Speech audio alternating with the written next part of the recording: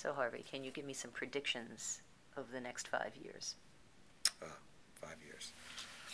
That would be good. I have a big stock prediction that I can't tell you about. That's how I'm planning to retire. So,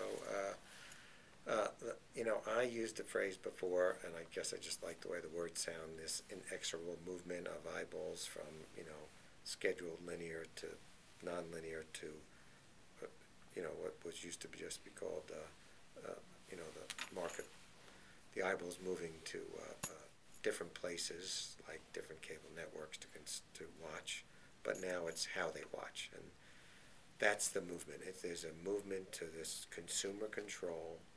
The technology is out there. The companies that keep up with that, all of us, media, vendors like us that provide systems to both to the buy side. Same thing is true on the sell side. The sellers, the buyers, the people that keep up with that, I think are going to succeed. I think that if you don't pay attention to that and change the way you think, because this disruption's happening so much faster. And I hate to go back to that iPad, but nobody knew it was coming. And everybody talks about it. Every conference you're at, every seminar you go to, someone brings up the iPad and how that personal experience is affecting media. Eric Schmidt from Google, he talked about their culture of change, and how if you talk about a prediction 5 years out, he would probably say that's worthless. What you have to expect is that anything you've predicted 2 years out is going to be different. Then you have to be ready for these changes to come. For a company like us, that means having systems that are completely different, built on a different basis than systems were built before, where the business processes used to be in place. Don't assume the business processes are going to be in place.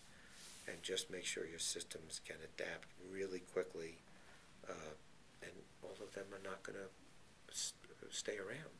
So I guess my prediction would be we're going to see a dozen new ways for consumers to watch their favorite television. All of them won't survive. Media systems, nevertheless, are going to have to account for that while they're here, and then adapt and evolve to even the next set of things. And anything that anyone says is going to happen, it will only be half of what actually happens in the next two. That's my biggest prediction. Take all of us, put us in a room, we'll come up with 25 predictions that get by vote. We all agree, and that'll be half of what happens in the next 3 years. So the future is unpredictable. At least in this space it is now.